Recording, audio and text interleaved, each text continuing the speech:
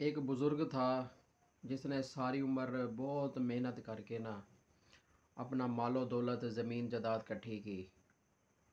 ਉਹਨੂੰ ਪਤਾ ਸੀ ਕਿ ਜਿਹੜੀ ਮੇਰੀ ਔਲਾਦ ਆ ਨਾ ਉਹਨੇ ਜਿਹੜਾ ਹੈ ਨਾ ਇਹਨੂੰ ਮਤਲਬ ਕਿ ਖਾ ਪੀ ਜਾਣਾ, ਉਡਾ ਜਾਣਾ ਹੈ, ਜ਼ਾਇਆ ਕਰ ਜਾਣਾ ਹੈ। ਉਹਨੂੰ ਆਪਣੀ ਔਲਾਦ 'ਤੇ ਨਾ ਕੋਈ ਯਕੀਨ ਨਹੀਂ ਸੀ। ਉਹਨੇ ਸੋਚਿਆ ਮੈਂ ਕੀ ਕਰਾਂ ਕਿ ਮੇਰੀ ਜਿਹੜੀ ਮਾਲੋ ਦੌਲਤ ਆ ਨਾ ਇਹ ਉਸ ਬੰਦੇ ਨੂੰ ਮਿਲੇ ਜਿਹੜਾ ਬੰਦਾ ਇਹਦਾ ਹੱਕਦਾਰ ਹੈ, ਔਰ ਇਹ ਮੇਰੀ ਸਹੀ ਜਗ੍ਹਾ ਤੇ ਪੈਸੇ ਲੱਗ ਜਾਣ ਮਰਨ ਤੋਂ ਬਾਅਦ ਨਾ। ਉਹਨੇ ਆਪਣੇ ਸਾਰੇ ਤਿੰਨ ਬੇਟੇ ਨੂੰ ਬੁਲਾਇਆ, ਕਹਿੰਦਾ ਪੁੱਤਰ ਇੱਥੇ ਆ ਜਾਓ। ਕਹਿੰਦਾ ਜੀ ਅੱਬੂ ਜੀ। ਵੱਡੇ ਬੇਟੇ ਨੂੰ ਵੀ ਕਿਹਾ, ਛੋਟੇ ਨੂੰ ਵੀ। ਕਹਿੰਦਾ ਮੈਂ ਨਾ ਤੁਹਾਨੂੰ 2 ਲਿਫਾਫੇ ਦੇ ਰਿਹਾ, ਇਹ ਮੇਰੇ 2 ਵਸੀਅਤਾਂ ਨੇ। ਜਦੋਂ ਮੈਂ ਮਰ ਜਾਵਾਂ ਨਾ ਤੇ ਜਦੋਂ ਤੁਸੀਂ ਮੇਰਾ ਨਮਾਜ਼ ਜਨਾਜ਼ਾ ਸ਼ੁਰੂ ਕਰਨਾ ਹੈ, ਸ਼ੁਰੂ ਕਰਨ ਤੋਂ ਪਹਿਲੇ ਤੁਸੀਂ ਮੇਰੀ ਇਹ ਵਸੀਅਤ ਪੜ੍ਹਨੀ ਹੈ। ਜਿਹੜੇ ਨਾ ਜਨਾਜ਼ਾ ਪੜ੍ਹਨ ਉਹਨੂੰ ਕਹਿਣਾ ਕਿ ਮੇਰੀ ਵਸੀਅਤ ਪੜ੍ਹੇ ਸਾਰੇ ਨਮਾਜ਼ ਦੇ ਸਾਹਮਣੇ, ਤੇ ਫਿਰ ਤੁਸੀਂ ਮੇਰਾ ਨਮਾਜ਼ ਜਨਾਜ਼ਾ ਕਰਾਉਣਾ। ਤੇ ਦੂਸਰੀ ਵਸੀਅਤ ਉਦੋਂ ਪੜ੍ਹਨੀ ਜਦੋਂ ਮੇਰਾ ਨਮਾਜ਼ ਜਨਾਜ਼ਾ ਹੋ ਜਾਵੇ। ਵੱਡੇ ਬੇਟੇ ਨੇ ਕਾਗਜ਼ ਸਾਹਮਣੇ ਰੱਖ ਲਿਆ।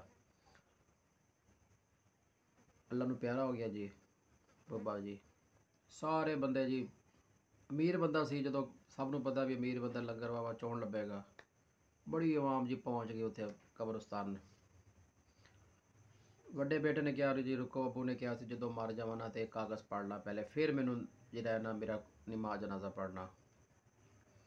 ਮੌਲਵੀ ਨੇ ਕਾਗਜ਼ ਖੋਲ੍ਹਿਆ, ਉੱਤੇ ਲਿਖਿਆ ਸੀ ਜੋ ਮੇਰੀ ਨਮਾਜ਼ ਜਨਾਜ਼ਾ पे ਆਏ ਤੇ ਨਮਾਜ਼ ਜਨਾਜ਼ਾ ਤੇ ਆ ਕੇ ਔਰ ਮੇਰੀ ਮਈਅਤ ਦੇ ਅੱਗੇ ਖੜਾ ਹੋ ਕੇ ਪਹੁੰਚ ਵੀ ਜਾਵੇ ਤੇ ਆ ਕੇ ਜਿਹੜਾ ਮੇਰਾ ਬੰਦਾ ਨਮਾਜ਼ ਜਨਾਜ਼ਾ ਨਹੀਂ ਪੜ੍ਹੇਗਾ ਨਾ, ਇਹ ਸਾਰੀ ਜਾਇਦਾਦ ਮੈਂ ਉਹਨੂੰ ਤਕਸੀਮ ਕਰਨਾ। ਸਾਰੇ ਬੰਦੇ ਹੈਰਾਨ ਪਰੇਸ਼ਾਨ। ਇੱਕ ਨੇ ਕਿਹਾ ਯਾਰ ਜਨਾਜ਼ਾ ਤਾਂ ਇਹਦੇ ਮੁੰਡੇ ਹੀ ਪੜ੍ਹ ਲੈਣਗੇ, ਚਲੋ ਗਰੀਬ ਬੰਦੇ ਆ, ਸਾਨੂੰ ਨਾ ਕੁਝ ਲੱਭ ਜਾਏਗਾ ਬਾਬੇ ਦੀ ਜਾਇਦਾਦ 'ਚ, ਬਾਬਾ ਬੜਾ ਪੀਰ ਆ, ਥੋੜ੍ਹਾ ਥੋੜ੍ਹਾ ਲੱਭ ਜਾਏਗਾ।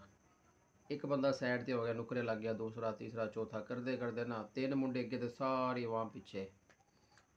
ਉਹ ਮੁੰਡਿਆਂ ਨੇ ਕਿਹਾ ਕਿ ਬਾਬਾ ਜੀ ਦੋਵੇਂ ਟੁਰ ਗਏ ਨੇ, ਅਸੀਂ ਵੀ ਨਾਲ ਸਾਈਡ ਤੋਂ ਨਾਲ ਖੜੇ ਹੋ ਜਾਂਦੇ ਹਾਂ, ਹੋ ਸਕਦਾ ਕਿ ਨਾਲ ਸਾਨੂੰ ਵੀ ਥੋੜ੍ਹਾ ਬਹੁਤ ਲੱਭ ਜਾਵੇ।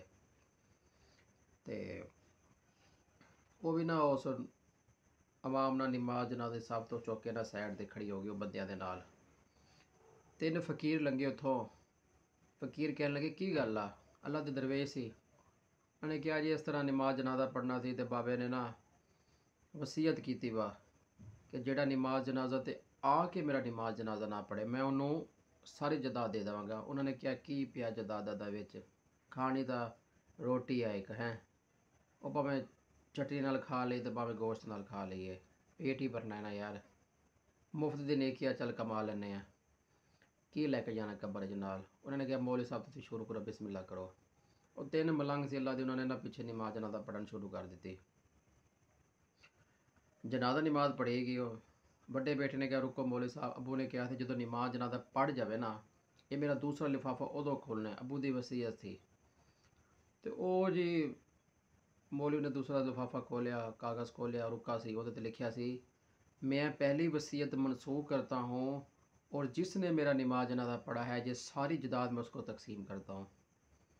तो वो बेचारा बड़ा मुंडा सिर ਨੂੰ ਹੱਥ ਫੜੇ, ਉਹਨੇ ਕਿਹਾ ਬਾਬਾ ਨੇ ਕੀ ਕੀਤਾ ਯਾਰ, ਇਹ ਤਾਂ ਮਲੰਗਾਂ ਨੂੰ ਸਾਰੀ ਜਾਇਦਾਦ ਚਲੀ ਗਈ ਹੈ। ਉਹ ਜਿਹੜੇ ਵਿਚਾਰੇ ਆਏ ਸੀ ਉਹਦੇ ਰਿਸ਼ਤੇਦਾਰ ਵਗੈਰਾ ਜਾਂ ਜੋ ਵੀ ਵੱਡੇ ਅਜ਼ੀਜ਼ੋਕਾਰਾ ਵਗੈਰਾ ਦੋਸਤ, ਉਹ ਸਾਰੇ ਵਿਚਾਰੇ ਮੂੰਹ ਫੜ ਕੇ ਬਹਿ ਗਏ ਕਿ ਬਾਬੇ ਨੇ ਇਹਨਾਂ ਕੀ ਕੀਤਾ। ਇਹ ਤਾਂ ਵਸੀਅਤ ਉਹਨੂੰ ਚਲੇਗੀ ਜਿਹੜਾ ਇਹਦਾ ਤਲਬਗਾਰ ਵੀ ਨਹੀਂ ਸੀ, ਮੁਸਤਹਿਕ ਤਾਂ ਮਤਲਬ ਕਿ ਉਹ ਅਸੀਂ ਸੀ ਜਾਂ ਸਾਨੂੰ ਹੱਕ ਸੀ, ਜਿਹਨੂੰ ਦੌਲਤ ਨਾਲ ਦੁਨੀਆ ਨਾਲ ਕਿਤੇ ਚੀਜ਼ ਨਾਲ ਕੋਈ ਤਮਾ ਲਾਲਚ ਨਹੀਂ। ਇਹ ਸਾਰੀ ਜਾਇਦਾਦ ਅੱਲਾ ਦੇ ਦਰਵੇਸ਼ਾਂ ਕੋਲ ਚਲੀ ਗਈ ਹੈ ਯਾਰ, ਇਹ ਤਾਂ ਅੱਲਾ ਦੀ ਰਾਹ 'ਤੇ ਵੰਡ ਦੇਣਗੇ, ਸਾਡਾ ਕੀ ਬਣੇਗਾ? ਅਸੀਂ ਤਾਂ ਐਸ਼ ਕਰਨੇ ਸੀ। ਉਹ ਸਿਰ ਫੜ ਕੇ ਬਹਿ ਗਿਆ, ਉਹਨੇ ਕਿਹਾ ਬਾਬਾ ਜਿਹੜਾ ਨਾ ਇਹ ਕੋਈ ਨਵਾਂ ਹੀ ਕੰਮ ਕਰ ਗਿਆ। ਤਾਂ ਉਹ ਵਿਚਾਰੇ ਚੁੱਪ ਕਰਕੇ ਬੜੇ ਪਰੇਸ਼ਾਨ ਹੋ ਗਏ ਤੇ ਕਿ ਬਾਬਾ ਜੀ ਤੁਸੀਂ ਨਾ ਇਹ ਕੀ ਕੀਤਾ? ਉਹਨੇ ਬਾਬੇ ਨੇ ਸਹੀ ਕਿਹਾ, ਉਹਨੇ ਕਿਹਾ ਵੀ ਇਹਨਾਂ ਨੂੰ ਉਡਾ ਤਾਂ ਦੇਣੀ ਆ ਕਿ ਉਹਨਾਂ ਕਿਸੇ ਚੰਗੀ ਥਾਂ 'ਤੇ ਲਾ ਲਵਾਂ। तो अल्लाह ताला जो है ना बस हमें जो है ज़िंदगी और मरने के बाद और हमारी ज़मीन जायदाद दौलत अच्छी तरफ और अच्छी राह पे हमारा ख़र्च करना चाहिए। तो क्योंकि एक एक चीज़ का हिसाब देना है। वो फरमा देने के 2 बुज़ुर्ग सी, मुझे खैर एक का नाम मेरे जहन से थोड़ा सा भूल रहा है, 2 ही अल्लाह दे नेक बुज़ुर्ग सी ਤੇ 2 ਨੇ ਜੰਤੀ ਸੀ। ਤੇ ਉਹ ਉਹਨਾਂ ਦੇ ਨਾ ਅੱਗੇ ਜੋ ਸੀ ਉਹਨਾਂ ਦੇ ਅੱਗੇ सी कि गद्दी नशीन सी जो भी सी उन्हें देखे ना मतलब कि दोस्त सी रिश्तेदार सी जेह्ड़े उन्होंने बहुत करीब सी ना बजुर्गों के। अल्लाह ताला कमी पेशी माफ़ फरमाए। तो उन्हें ख्वाब वेख्या कि वह मेरा जरा बजुर्ग हैगा वह भी बहुत नेक है, वह भी जन्नत ते जा रहा है।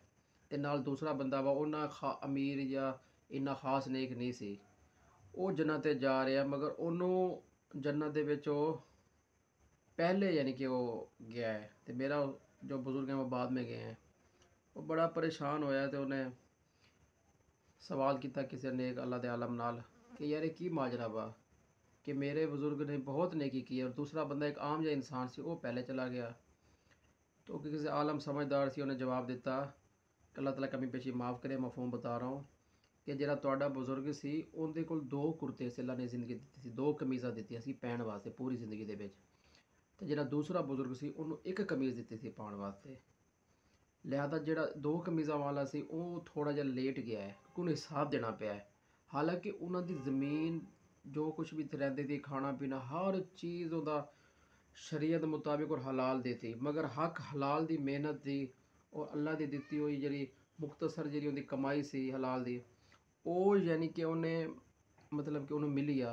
अगर दो कमीज़ां मिलियां ने उहदे विच सी ते उहदा भी उन्होंने हिसाब देना पिया ते वो लेट गया है ना जन्नत दे विच। ते देखो हक हलाल दी मेहनत सिर्फ दो कमीज़ां ने तो उन्होंने थोड़ा लेट जाना पिया। जिहड़ा एक कमीज़ सी सारी ज़िंदगी एक कमीज़ च गुजारिया उन्होंने पहले जाना पिया है।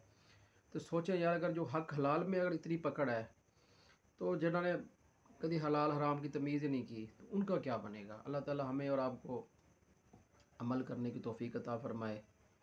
तो अगर आपको मेरी वीडियो पसंद है तो आपसे रिक्वेस्ट है कि यार वीडियो को ज़रूर लाइक करना ताकि लोगों तक पहुँचे, लोग भी देखें सुने और चैनल को भी सब्सक्राइब कर देना। ये तो आपका हक बनता है ताकि इंशाल्लाह ताला मेरी नई वीडियो आप तक सबसे पहले पहुँच सके।